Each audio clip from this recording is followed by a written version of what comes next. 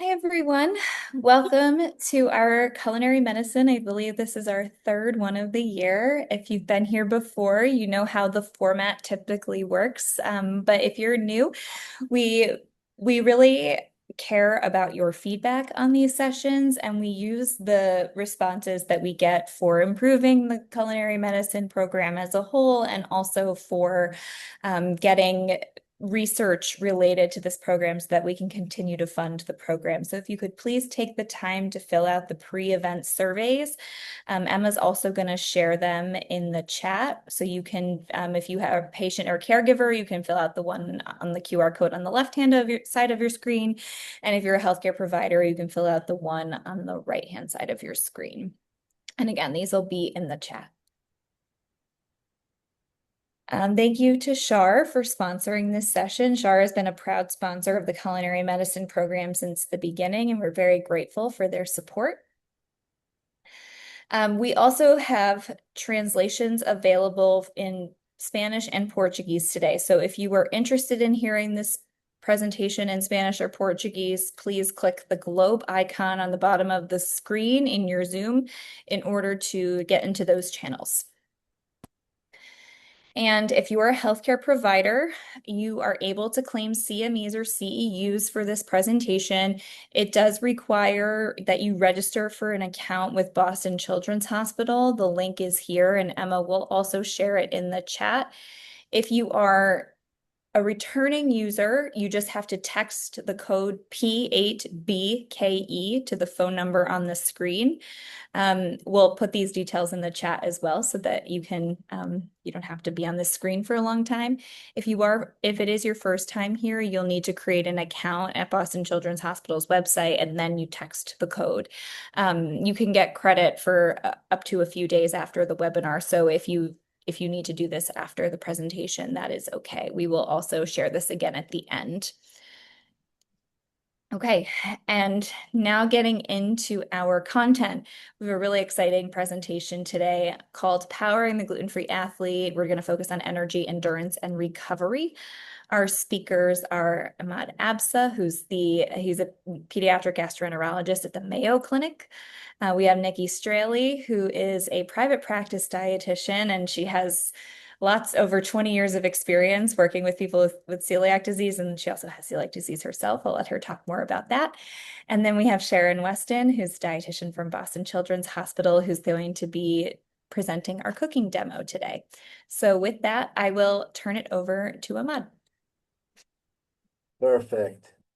Just want to make sure that you guys can hear me well and see my slides. Yes. Perfect, perfect. Well, thank you for the opportunity to present today. This is a newer topic for me per se. I know a lot about celiac, but not specifically in the setting of athletes. So it was an educational for me too. So I'm happy to go over that few slides, and I hope this is not too much. And if I'm saying some highly scientific word, please correct me, and I'll try to simplify those. So in the presentation, we'll very, very briefly touch about what is celiac, which I'm pretty sure everyone on this call knows what celiac is. Talk about the malabsorption that happened with the celiac and how is that affecting the energy, muscle, and bone health, and that basically would affect the athlete. And talk specifically about how does that affect you as an athlete or athletic performance. And again, this is pretty high overlook and very quick overview of what celiac disease is. We know it's an immune-mediated response to gluten in genetically susceptible people. You need to have the right receptor or something called HLA, which is a receptor that sits on the antigen-presenting cells. The gluten go from the lumen into the inside of the villi and gets modified, introduced to your immune system, which causes a lot of inflammation. Now, the goal of the inflammation is trying to protect your body, prevent gluten from coming in, but it doesn't only prevent gluten, it prevents a lot of other nutrients, and that make those finger-like protrusions go away and flatten. So it happens when you consume gluten that we know is in wheat, barley, and rye. It's pretty common, one of the most common immune-mediated disorder. We used to say 1%. We've updated that to about 1.4% of general population. As I said, it causes villus atrophy or flattening of the lining of the gut. Diagnosis usually needs a combination of blood tests, which is serology screening. Biopsy, for the most part, still required. There are some occasions where we can say a biopsy is not needed, and both will need to happen while the patient is consuming gluten because that, if you're already off gluten, that may affect the screening ability or diagnosing ability. And like we will learn through the presentation and also with the dietitian after, that this is the treatment currently available as strict gluten-free commitment for life, and follow-up is important at the same time. So how is that going to affect you as an athlete? How does celiac function or affect you as an athlete? For performance and endurance and, you need a combination of what's called performance system.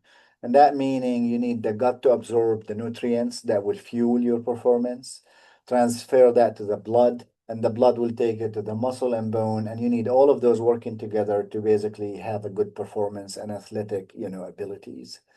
And celiac affect those in many different ways, and we'll go over those in the next few slides in details, but this is a very, very quick overview. The injury would result in malabsorption that will affect, result in nutritional deficiencies, affect the energy expenditure and absorption, and affect the muscle and bone.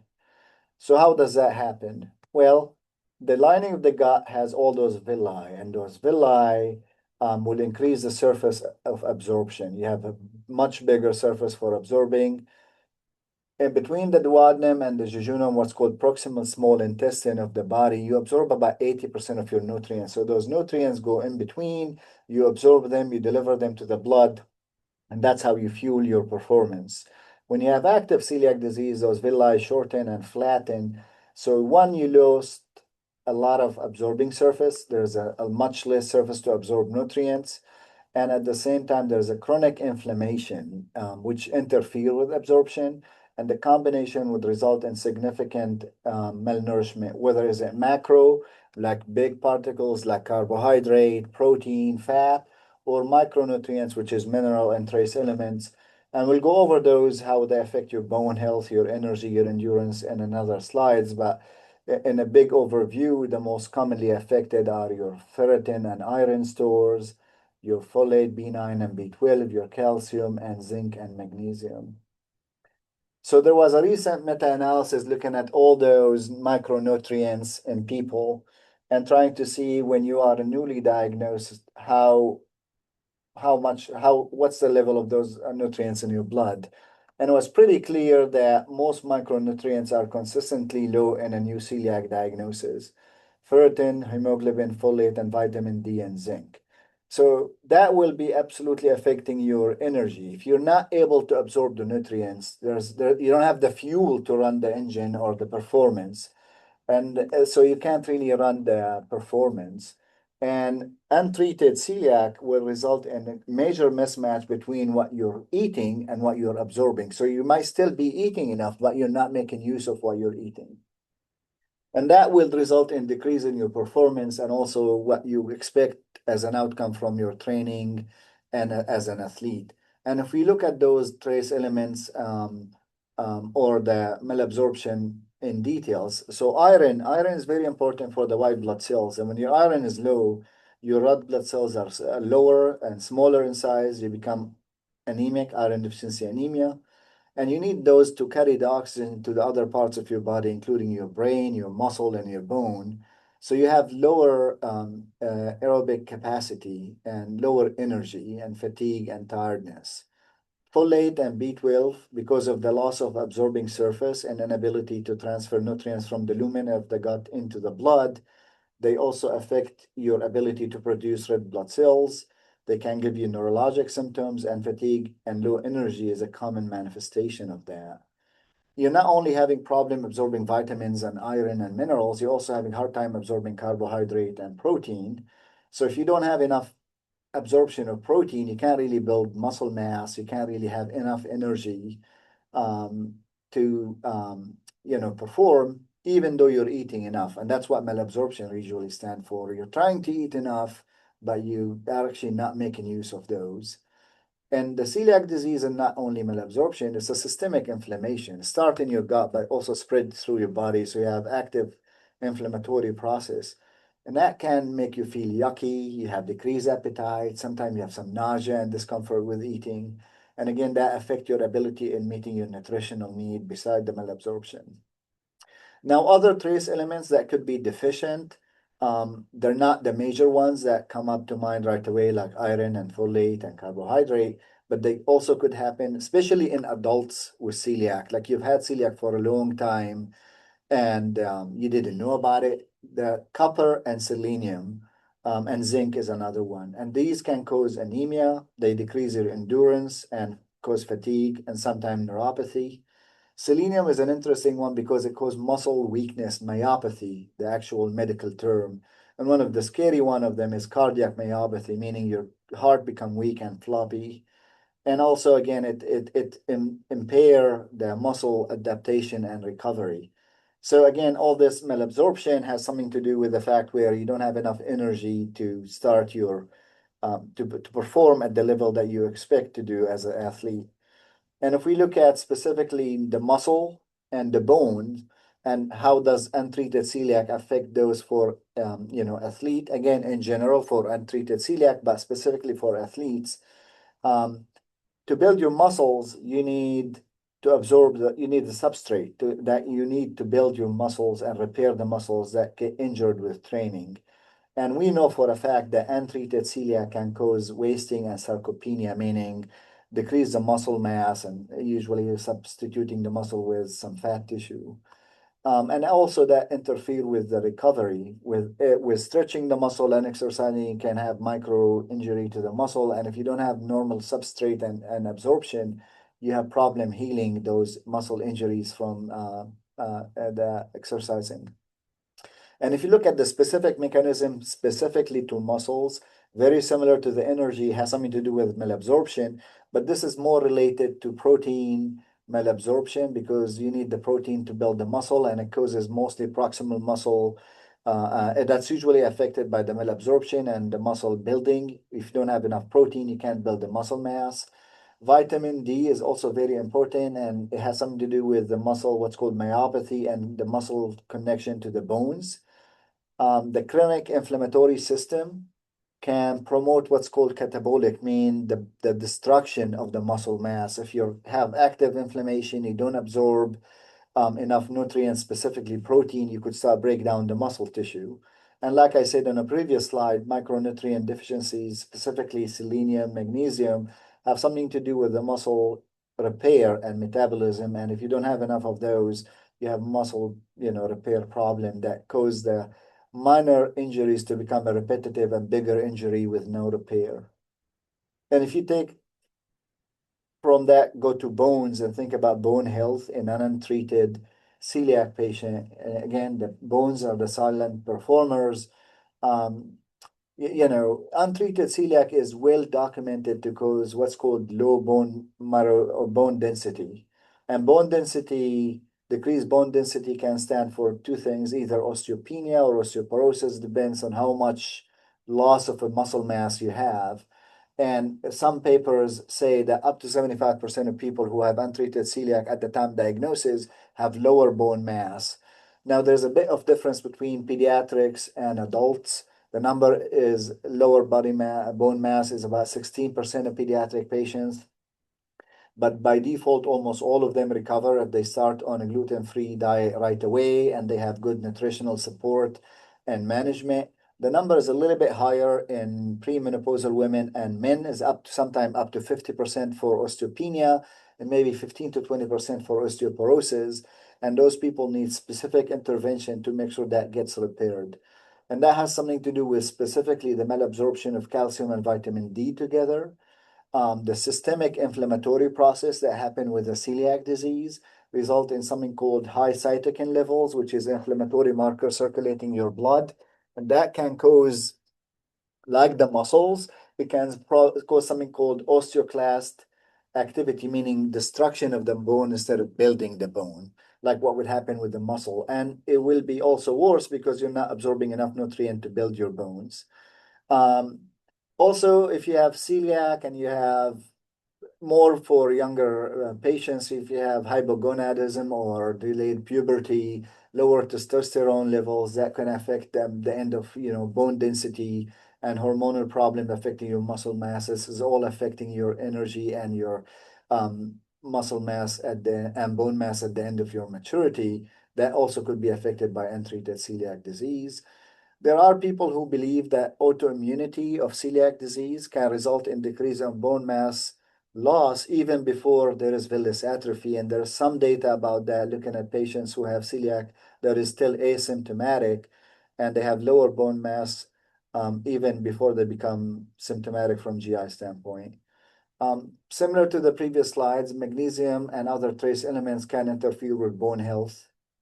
And then, as I said, if you had a childhood start and you don't get diagnosed until later in adulthood, that's when you have a much longer course of disease and malabsorption and your higher rate of osteopenia/osteoporosis. So that, things that can hint you more toward bone problem are short stature, um, low bone mass, some stress fracture or fracture that you can't really explain pretty well from a minor injury like running, jumping, or doing some sport-related activities, or delayed healing of a stress-related injury to your bones. And if you're not healing well, then you have to think outside the box and think the bone mass is low, and that's where celiac should come up into the mind. And this is where we look at things, we call them red flags in athletes. Like, when do you have to think of celiac disease in an athletic person, and just don't shove this to, oh, they over-exercised or um, they overdid it, or this is a changing in their practice or their goals are unrealistic. There are things that you should think about that are red flags that should make you think of celiac and look for it in those athletes. And common things. Like if you have an iron, I call it refractory, meaning someone has some anemia that was found because of some tiredness and fatigue or lower energy, and you try to treat it, oral iron supplement, increase iron content in their food, but they're not getting better. And that could result, and as I said from previous slides, if you are anemic, if you have low iron, you can't deliver enough oxygen to your endpoint performance like bones and muscle and brain, and then your endurance is low. These are patients that you should test for celiac disease. If you're someone who had a stress fracture or was doing an x-ray for any other reason and somehow realized, oh, there's low bone mass and we couldn't explain it, um, and or you had an injury that makes no sense. I had recently seen a patient who's, I think, 18 years old, jumping on a trampoline, had a vertebral fracture they couldn't explain. Um, because all kids jump on a trampoline, that shouldn't give you a vertebral fracture. And that person had untreated celiac disease. And the only reason we found that out because of the stress-related fracture. If you have chronic fatigue, you do exercise, and after that, you're super, super tired. You can't recover. Doesn't matter what you do. And it's not like you're not eating enough and you're not consuming enough for your exercising, and there's no other explanation for it. And you look at their intake and it's adequate, but you still can't explain why they can't recover after any exercising or athletic performance. That's when you should think of celiac and test for it. If they have chronic GI problems or some weight loss and you can't explain it, um, even though they're trying to eat, so you're eating enough, but you're still losing weight, you're eating enough and you have some symptoms, this is not runner's gut. I think most of you know what runner's gut is. I've seen a lot of kids where, or patients where they run, they have abdominal pain, cramping, sometimes loose stools, and they see their doctor and say, oh, it's a runner's gut, it's not a big deal. Well, maybe a little bit more than that. If they have some other things going on with it, like the anemia or something else, and it doesn't get better, their performance is not improving, then you should think outside the box and think of celiac as a contributing factor. So clinical pathway to restore performance. If any of those scenarios that we reviewed in the previous slide that come across, then this patient should be tested for celiac disease. How do you do that? You do test for celiac serologies. To my knowledge, all the adult guidelines says everybody still need a biopsy. There are some very specific situation where someone cannot do a biopsy. They may look at serology. In children, it's a little bit different. Diagnosis with serology is becoming a little bit more acceptable in specific subgroup of patients where the numbers are super high and they confirm it with a different blood sample, and they need to be on gluten at the time of testing. So you start with the screening, confirm it, and then you assess the burden. You find celiac and you look at their current status. Are they anemic? Do they have enough iron? Are there nutritional deficiencies? And if there is a concern about their bone mass, you should think of calcium. You think of parathyroid hormone, you look at trace elements, like I said, magnesium, zinc, selenium, they're very important for bone health and muscle health. And then look at their weight trend and what's their expectation? What do they want to do for training? What is their performance they want to achieve, and make sure that it is realistic with what their current status at the time of diagnosis. You need to treat them. I think you go over that with the expert dietitian. They need absolutely to meet someone who's experienced with celiac and also maybe also athletic training. Make sure they review cross-contamination and supplements. That's a big question I always get asked. I would say always supplement what's documented to be missing or likely that will be helpful, like iron um, or vitamin D, and trace elements only if they low. But beyond that, I would say that's more like an athletic performer supplements, and it's a bit beyond the celiac disease. But from celiac standpoint, if you're not deficient or it's not a common thing that will help your performance, you need an experienced dietitian to help you with that. And monitor recovery symptoms. Look at serology. Look at DEXA scan or density of the bone. We don't do that in pediatric patients anymore, even though we think some of them have low density. They all recover, so we stopped radiating kids unless they have bone fractures that we can't explain. But most adults who got diagnosed later do get a bone density scan. Sometimes we repeat biopsy if clinically indicated. It is very important to highlight too, though, that um, return to performance is not only based on symptom improvement, because a lot of times in celiac, your symptoms can get better, but there are other things that needs to get better, which is you're repleting the deficiencies, the anemia, improving the disease, healing the gut, which sometimes take a bit longer than just symptoms healing. So it's the whole package, and that's where follow-up is very important, and get guidance about when are you actually able to go back to full-blown training. And how do you monitor those athletes with celiac to make sure that they are able to go back to their endurance training and have enough energy and recover their bone and muscle? And, this is where follow-up becomes important. If you remember on one of the earlier slides, I said treatment is gluten-free diet and follow-up, because you do need a follow-up to make sure that things are all recovering. For energy, you need to, as I said earlier, to make sure they're not anemic anymore, monitor their iron, folate, B12. For bone and muscle, we need to make sure their vitamin D and calcium are better. Phosphate and calcium, if they're low, then you think of parathyroid or secondary parathyroid hormone problem. Adults, again, if the DEXA scan was low, you may want to repeat that, especially if there were fractures or some delayed healing of a stress-related injury to the bones. Disease control, it's a bit controversial. TTG is the best we have, but it's not a perfect tool, but it's the best we have. So we use that to make sure it's trending down. But it's a little bit more than just TTG. It's the dietitian reviewing the diet, how you feel, looking at your weight, looking at the nutritional deficiencies are recovering. Um, Consider repeat biopsy if symptom persists or there is concern that the gut hasn't healed. And specifically to the athlete, um, you know, realistic expectations about what is the training that you could do, how much energy you need, and how much you need to eat to meet that energy. Maybe look at other reasons for anemia or endocrine etiology that could be contributing to fatigue and tired, like hypothyroidism per se, that can happen with celiac. And make sure that you get your injury assessed and evaluated and make sure it's healed. Um, this is a little bit different. I just wanted to put that slide there because some people think gluten-free diet is improving performance in general, regardless whether you have celiac disease. There's a very famous tennis player who has a lot of videos about how gluten-free diet made his performance better, even though he doesn't have celiac disease. and I want to say there is really no evidence. If you're an athlete without celiac disease, I'm not aware of any evidence that the gluten-free avoidance is going to improve your performance or endurance ability. So I would avoid the reassurance that a gluten-free diet would work even if you're not celiac. So I would make sure that I want to highlight that. But if you're an athlete with celiac, then you absolutely have no choice. You absolutely have to be strict on a strict gluten-free diet. You need to recover, you need to replete your nutritional deficiencies, and that will improve your outcome and improve your performance.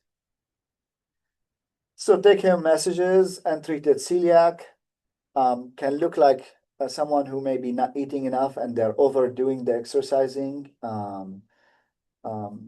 Some people may say, oh, you're not eating enough iron food or you have poor recovery. And those are the people that I said earlier.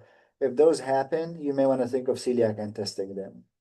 The mechanism that causes a problem in an athlete with untreated celiac are mostly medical. So there is a medical etiology for it, and it's from villus atrophy, loss of absorbing surface, malabsorption, systemic inflammation inside and outside the gut that's circulating your body, and impaired bone and muscle metabolism. And that could all be fixed with the work with a celiac expert and an experienced dietitian. For celiac athlete, gluten-free is the way to go to mucosal healing, and then targeted work with an experienced dietitian to replete all your deficiencies and meet your need for whatever exercise level or training you want to achieve.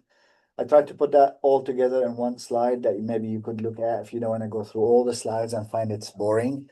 This kind of summarize all of it in a very short, and these are the references I use for my talk.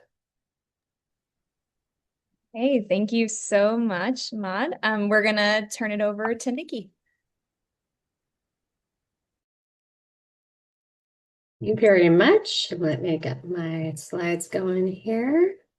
And thank you, Dr. Abshah, for sharing all that information, because I think that's a great lead into what we're going to talk about today. And I'm going to do a little bit of assuming that most of the people that are listening to this portion of the presentation have already had their celiac disease diagnosed, and they already know that they're athletes and they want to focus on what they can do to optimize that.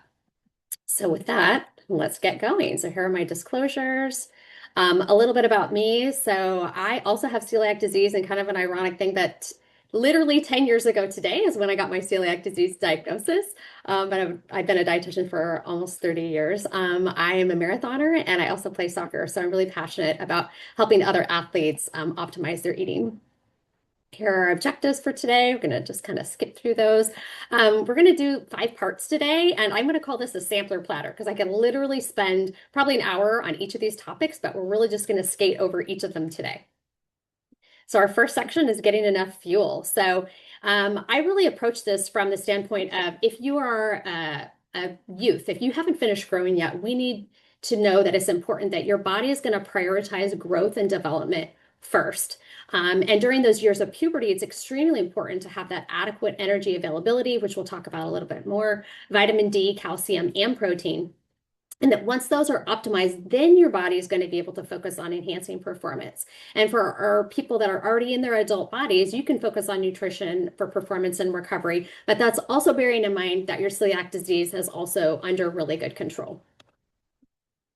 So we're going to start with the basics today. We're going to get a little more complicated as we move through the presentation. So bear with me if this is all repeat for you, that's okay, but it's always a good place to start. So we're going to start with the basics, which are macronutrients. And so macronutrients are those components in food that provide energy to the body and maintain our body systems and structure. They're needed in large portions, and that's why they're called macronutrients. And they include carbohydrates, proteins, and fats. And we're going to talk about each of those today. So the first macronutrient is our carbohydrates. So carbs are especially important for our athletes. They're the most important fuel source during exercise. And as you can see from the picture, carbohydrates in our food are broken down into individual units called glucose. And then glucose can either give you energy right away, or it can be stored in your liver or in your muscles in the form of glycogen. When we exercise, our bodies are going to use up that glucose first. And then when the glucose runs low, then the glycogen is released to provide additional fuel. If we use up all of our stored glycogen, this can cause us to feel extra weak and lose our mental focus. And so as a marathoner, we call this bonking or hitting the wall. So you may have experienced that sometime during your um, uh, athlete exploits. If your body does not have enough carbs, it may actually break down protein to be used as energy. And I will just say, like as a side note and as a dietitian, that although popular right now, those keto diets and carnivore diets are not generally recommended for our athletes. They just do not provide enough carbohydrate. So we're going to talk about our two different types of carbohydrates. So first, we're going to talk about complex carbohydrates, also known as starches. They're higher in fiber and vitamins and minerals. They're more easily or more slowly digested, rather. They're best to eat at meals, and maybe we don't want quite as many of these right before we're going to do some exercise. And then remember that our whole grains, our veggies, and our beans are really good for our gut health. So I really care about the gut microbiome. And even when we have to be gluten-free for our celiac disease, there are a lot of complex carbohydrates that are really good for our gut and are really going to promote a healthy gut microbiome. Now we have our simple carbohydrates. They are quick energy. They're more easily digested. And these are the type that you want to eat right before you exercise. I try not to think about complex carbs or simple carbs as one being better than the other. They're both important, but the timing of when you eat them might be really important. And so that's something that you would want to talk probably with a dietitian about. So next up is protein. So protein is builds hair and muscles and hormones and skin and nails. It's a component in red blood cells. It carries oxygen throughout the body. It keeps your immune system strong. It helps you fight illnesses and infections and helps your body withstand demands of competition. It's also important in injury recovery. Protein is the macronutrient that your body cannot make. So it can make carbs from fat. It can make fat from carbs, but it cannot produce protein. So if you do not get enough protein each day, your body will steal it from your muscles and your organs in order to complete your normal daily functions. When you eat protein in a meal, it starts breaking down. It gets into smaller and smaller pieces and they become amino acids. So there are 20 different amino acids in your body, and your body can make 11 by themselves, or by itself. But 9 amino acids are called essential amino acids because your body can't make them. They have to be gotten. We have to get those through food. And so some examples of those high quality proteins that are going to get you all those essential amino acids are listed there. The animal proteins, meat, poultry, fish, eggs, and dairy. And our plant proteins are nuts, seeds, soy, quinoa, spirulina, buckwheat, and nutritional yeast. Just a note for our vegan and vegetarian athletes, they can get all their amino acids without eating animal protein, but it just requires a lot more planning. And so this is something I think is really key to meet with a dietitian about. So questions I get a lot, how much protein do I need? Well, it's going to depend on a bunch of different factors, but one is going to be how old are you? Again, are you growing or not? What's your weight? What's your activity level? So this is something I would absolutely personalize with someone. But generally speaking, we're going to aim for about 20 to 40 grams at meals and about 10 to 15 grams at snacks. For those younger athletes that are still growing, that might be 65 to 100 grams. This is just a really wide range. It's just a rough estimate. But for our older athletes, they may need as much as 150 grams of protein daily to provide all of they need for their sport. So a little bit about fat. What does fat do? Maintains your body temperature, protects your organs, and cushions them, helps with energy balance, reduces inflammation, provides that feeling of fullness. It's a really important component of hormones, and it provides fuel for prolonged low-intensity exercise. And here are just a couple of examples of some healthy dietary sources that are good to include in your diet. Told you I was going to move fast. We're moving fast. Now we're on to hydration. So I could spend just an hour talking about hydration, but we're just going to do one slide today. So why is hydration important? Well, it's because dehydration can decrease performance, speed, agility, power, quickness, and mental focus. So how can you tell if you're dehydrated? Well, the first thing that people think about is, well, I just drink when I'm thirsty. But unfortunately, thirst is not completely reliable. By the time you feel thirsty, you've likely already lost 1% of your body weight. And when you lose 2% of your body weight, then it actually reduces your performance and your mental capacity. So that's why it's important that you stay hydrated. So one of the things that we use as kind of a quick way of telling whether you're hydrated or not is to use the urine color chart off to the right. So down at the bottom, we have our looks like apple juice. It's really dark. That means you're dehydrated, all the way up to the top, which is kind of a pale yellow, like a lemonade color. And that would mean that you're well hydrated. So that would be a easy way to check for that. Just a side note too, people ask how much fluid do I need a day? just a really rough estimate is to take your weight in pounds and then divide that in two. So if you were 150 pounds, you divide that in two, that's 75. So that's about 75 ounces that you would need per day. Now that is just for your minimum fluid needs. So as an athlete, you're going to be breathing out some fluid. If you're someone that has chronic diarrhea, like runner's trots, like was mentioned earlier, and just the fact of having exercise and sweating, you're going to be losing more fluid. So we need to make sure that you get even more fluid in. In addition, so just a quick note on electrolytes, the rule of thumb is that if you're exercising in very hot conditions or humid conditions or over 60 minutes, you need to include electrolytes with your water while you're exercising, or just before or just after. Like if you're out on the soccer field, you can't be drinking while you're out on the field. But you're wanting to include those electrolytes. You're like, what are those? So that's going to be sodium and potassium plus a little bit of a sugar of some sort. So it could be probably could be regular table sugar, could be maltodextrin. There's a bunch of different sugars that can be used, but basically we need that extra sugar to get the sodium and potassium across the cell wall and into circulation. So electrolytes, also important. All right, moving to the next section, planning ahead. So if you fail to plan, you plan to fail. Athletes can absolutely make their performance goals while on a gluten-free diet, but planning is really important. So for example, if you're someone that travels for a competition, you need to make sure you plan where and what and when you're going to eat, both before and after the competition, so that you have a plan in place. I tell people to use an app and look for restaurants if that's what they need to do. Look for grocery stores that are going to be close by. It's especially important that you refuel in between events if you're someone that's doing tournaments. So if you're doing a tennis tournament, or if you're someone that's running track and you're doing several track events in a day, you need to make sure you get your hydration in, and you need to replace those nutrients. And I always recommend bringing food with you whenever possible, because then you're going to make sure that you have things that your body tolerates and that you don't have to worry about finding something at a store that's not close to you. So now we're getting really practical. So what do I eat? So these are a couple of things, and I think Sharon's going to go into a little bit this more in detail, but these are some things like 3 to 4 hours before exercise. You're going to have this 500 to 600 calorie meal. It's going to have the complex carbohydrates, moderate protein, low in fat. We want plain foods. We don't want them too spicy or too greasy, and we're making sure that we're staying hydrated. Now, this is a very busy slide, but hopefully you'll get a copy of my slides after the presentation today. But these are some examples of a meal that you might be able to eat 3 or 4 hours before, or something you could eat right after you're finished with your exercise. So there's just a bunch of ideas there.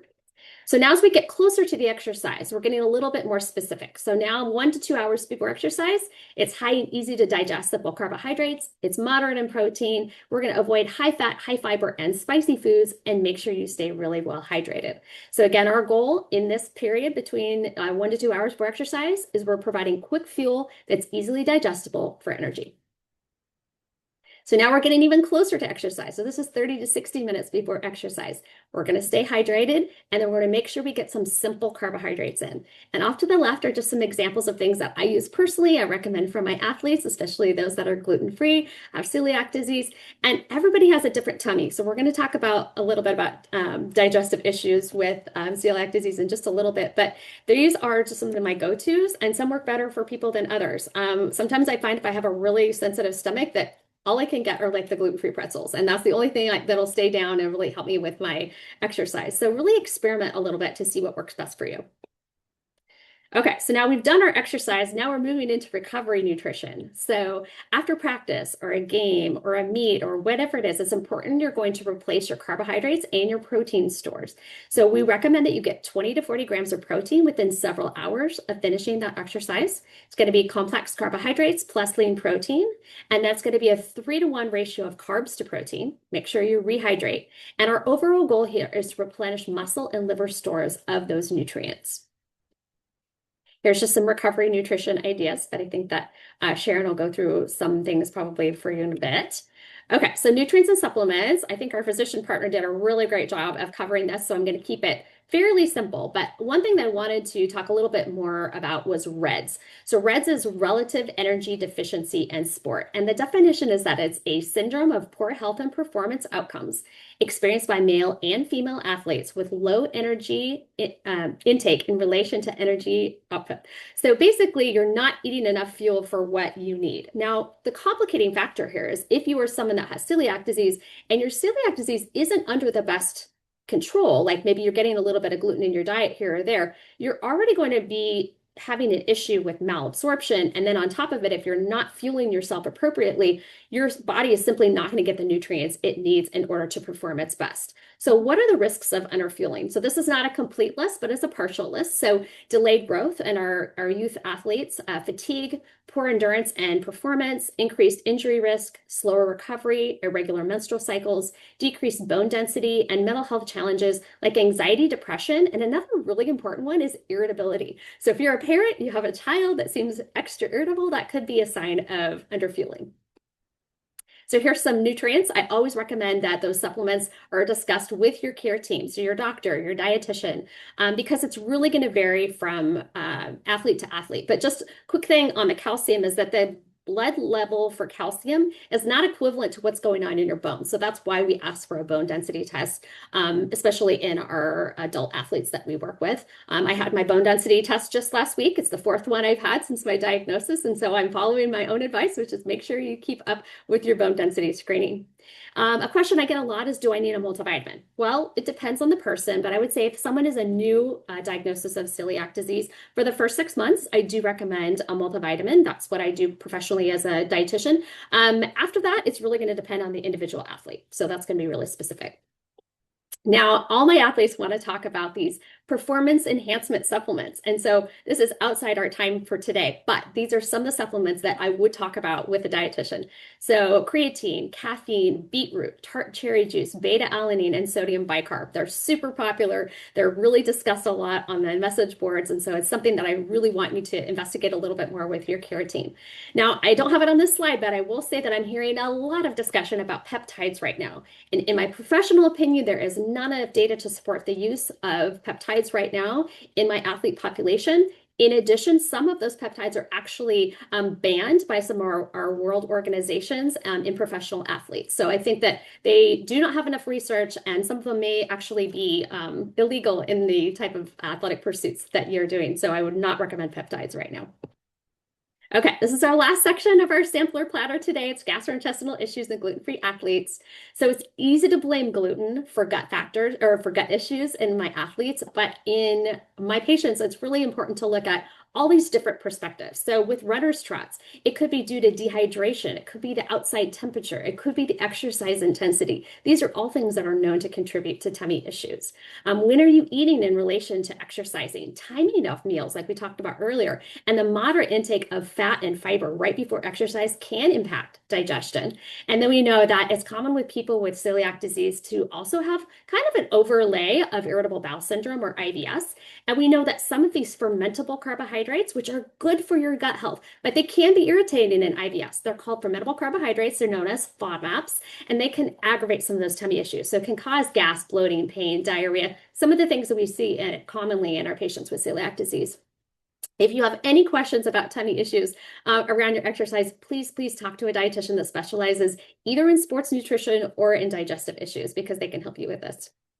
So here's our key takeaways today. So our fuel for performance, carbohydrates are going to be key, number one, but our proteins are also important, and so are our fats. So it's really this well balanced. We want to plan ahead. We want to recover well, so we're going to refuel with carbs and protein and rehydrate well, monitor key nutrients, as we discussed earlier, and listen to your gut, but not all GI symptoms are caused by gluten exposure. And my final key point today is, remember, a well-planned gluten-free diet can support energy and endurance, recovery, and athletic success. Thank you so much. And if you want to reach me, you can find me on all these different channels, and you're certainly welcome to send me an email as well. And I thank you so much for your time today. Thank you, Nikki. Just so everyone knows, you will have access to a recording of this presentation. So all of those amazing food ideas that were shared, you will be able to see again. Okay, so now I am going to share the last set of slides for this presentation, which we are lucky enough to have a recipe provided by Sharon Weston. She recorded her talk so we could actually see her making this recipe live. So she'll be available for questions, but the recipe is here on the QR code on our website, and Emma is going to share the link in the chat as well. And now I'm just going to play the video. Give me 1 second. Hello, welcome to the kitchen. Today we're going to be talking about ways to really fuel our bodies the best to improve performance for athletics and really think about some strategies for easy recipes that can be used not only for just before workouts, but also for competitive events. So we're going to be talking a little about some easy recipe ideas that are gluten-free, okay? And I am going to be making today a peanut butter energy ball recipe that is really great for giving a quick boost of energy. It's got simple carbohydrates as well as complex carbohydrates in it, as well as a little protein and healthy fat. And so it's a great way to just grab one of those and eat it before you're doing your workout or even before an event. And it can really give you a little longer lasting fuel to carry you through. All right. And so I'm going to go ahead and get started, and I will show you our ingredients. All right, so we are going to be combining in a bowl 2 cups of gluten-free rolled oats. This is going to give us some complex carbohydrates. And then we are also going to be mixing in 2 tablespoons of chia seeds. Chia seeds are a great source of omega-3s. They are also a great way to increase the ability for our bodies to hold on to hydration long term. So if you have a long event that you really are concerned about hydration, chia seeds are one of those great ingredients to just hold on to hydration. And then we're also going to be adding about 1 cup of natural peanut butter. If you don't want to use peanut butter, you could use almond butter, or you could even use sun butter if you were concerned about peanut-free, nut-free ruling or allergy. Okay, so we're going to get that all in there. And then we're also going to be adding about 1/2 cup of honey. This is going to give us some quick source of carbohydrates or fuel. Okay, and then we'll also be mixing in a 1/4 cup of mini chocolate chips. I'm using semi-sweet, and a 1/4 cup of unsweetened shredded coconut. All right. So now we are going to go ahead and we are going to mix this all up really well. Right? And you want to get the dry ingredients mixed in with the peanut butter or almond butter or sun butter, whatever you choose. So it is kind of handy to have 2 tools to kind of scrape off as things get stuck to your mixing utensil. And this is going to make about 18 energy balls. Each one is about 185 calories. It's going to provide about 21 grams of carbohydrates, only 3 grams of fiber. We really don't want to have too much fiber in the, especially pre-fuel for a workout or for a competitive event, because it might just really cause some gastric distress. So having something that's a little easier to digest is going to be easier on the gut and also in performance. And then it has about 5 grams of protein per energy ball and 10 grams of fat. So this is something that is going to give you some quick energy up front from the simple carbohydrates. And then it's going to last a little longer too because of that fat that's in there. All right, so this looks pretty well mixed. And then we're going to be scooping this into about 1 tablespoon amount for each ball. Okay, so I'm going to go ahead and just move this over here.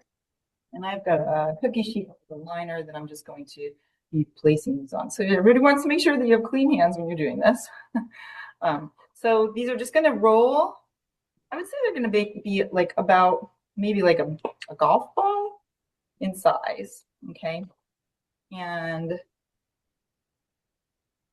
these are great to make in advance. You can keep these in the refrigerator in a sealed container for up to 5 days. And also, if you want to make a big batch, you can also freeze them, and they're good in the freezer to take out, and they thaw relatively easily. And those are good for 3 months. So these are very easy to transport. You could definitely bring this to a traveling event or also to school. And I think they're really handy to just keep in the refrigerator and just pop one as you need one for a quick source of energy before you do your sports. So as we're rolling these, I just wanted to also talk a little about some examples that I have here to the left of me. And so just thinking about some other ideas for easy on-the-go snacks and even meals. So pre-fueling snacks, you really want something that's going to give you a simple, fast way to get some carbohydrates into you, not too much fiber so that it's not rough on your stomach and it's easy to digest.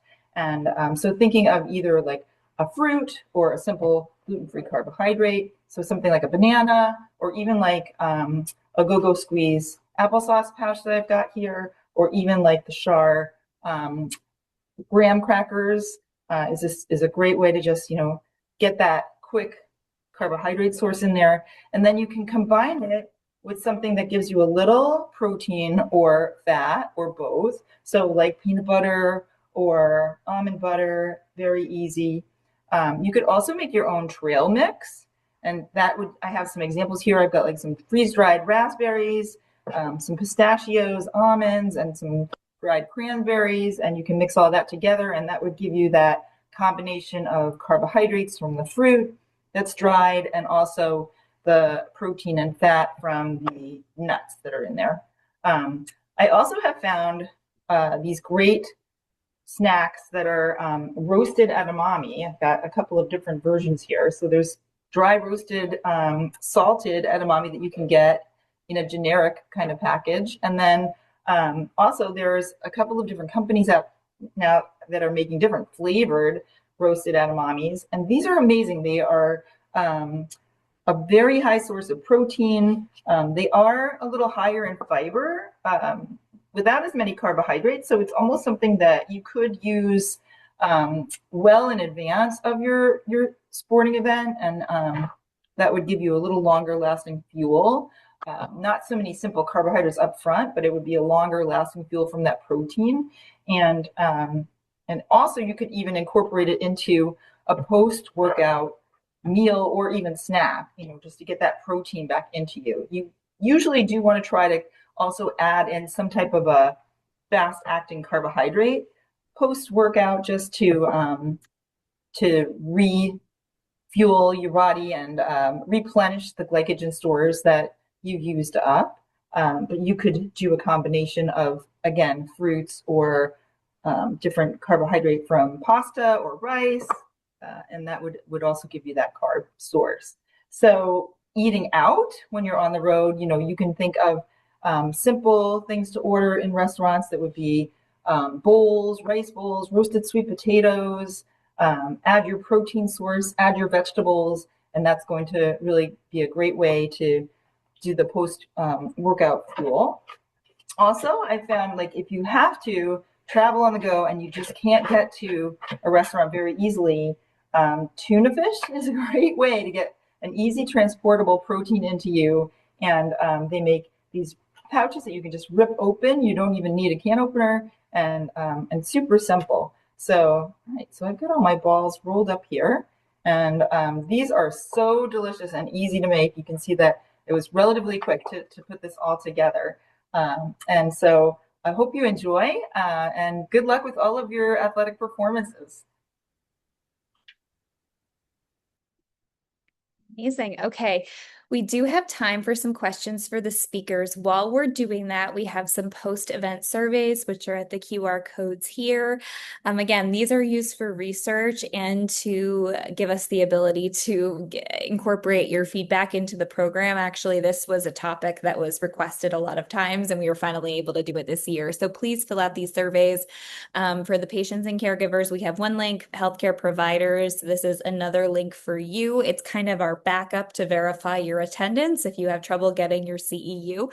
I'm going to put the CEU slide up in a second while we're doing Q&A, but I just want to give a quick shout out to the rest of the programs we have this year. We have 3 more culinary medicine workshops this year. We have one on brain fog in August. We have one on mindfulness and weight management in October, and then we have one on fiber in December. So I'm I'll leave this QR code here. The link will also be in the chat, and I will leave this up for the healthcare providers while we do questions. So Sharon, we got this question a few times, and I'm sure you were expecting it about the oats. We know there are people who don't tolerate oats very well when they have celiac disease, and there are also some cross-contact issues with oats, and that's why Sharon specifically mentioned gluten-free oats in her talk. But if someone didn't want to use oats, are there other suggestions that you have? Yeah, so you could actually come up with some alternative grain sources. One example that you could do would even be like pulverizing rice checks or something like that, so that you have a powdered source, because you need something to bind with the peanut butter or the almond butter or sun butter.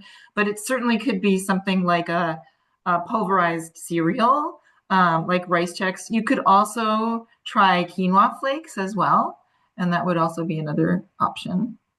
Yeah, and I think if you need another dry ingredient, just popped into my head that the gluten-free graham crackers could be like they would be sweet, so you would want to pull back on the Would be sweetener, but it could be an option.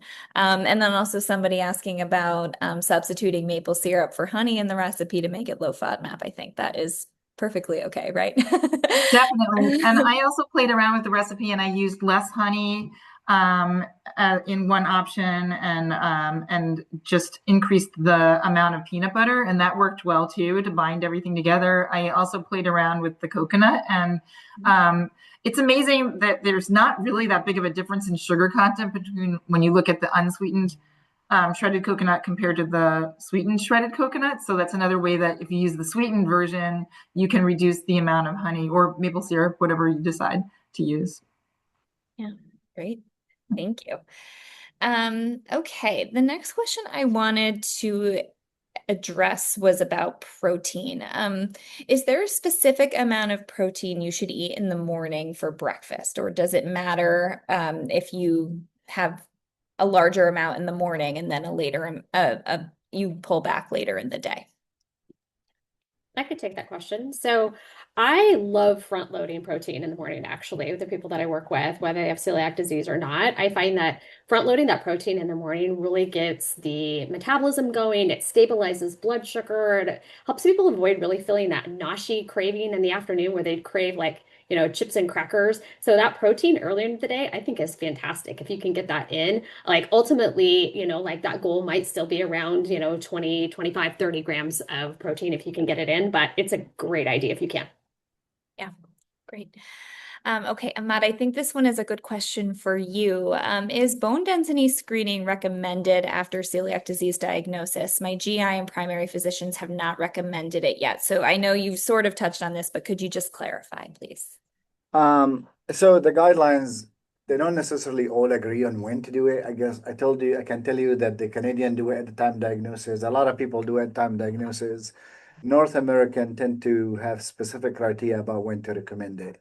And that tend to be for people who are pretty symptomatic, have like evidence of malabsorption on their blood work, anemia. They had the symptoms for a long time before the diagnosis, what's called like late diagnosis, or the biopsy showed totally flattened surface like major villus atrophy, indicating longer disease period. And I would, as I said earlier, age 40 or 50 at time diagnosis, I think that is a good way to do the indication that yes, those people need a bone mineral density scan. Or if you have any history of fracture that you couldn't explain and then you found that you have celiac, that is a must do a bone mineral density. Now, I think there was another question about when do you repeat it? Again, you compare the DEXA scan to DEXA scan, so you try to do it on the same machine. And people ask, do I get treated right away? I think anyone would like you to be on gluten-free diet for about a year or two to see if your bone mineral density improve in its own before they start you on pharmacological treatment. So you need to be treated initially with the actual treatment of celiac, and then if it doesn't get better, you could actually consider pharmacological therapy and repeat DEXA scan maybe 5 years or at least 2 to 3 years after diagnosis, after the first one. Yeah. And this is one of the reasons that regularly following up with your healthcare team is so important, because Right. you won't have access to these things if you're not getting regular follow-up. They won't be looking for them, right? Okay, that is all the time we have, unfortunately. Thank you so much to the speakers. We will be posting this recording on the Culinary Medicine webpage, so you will have access to view it again. Please share it with your friends and sign up for the next one that we have in August. We are so grateful to all of you for joining us, and we'll see you next time. Thank you.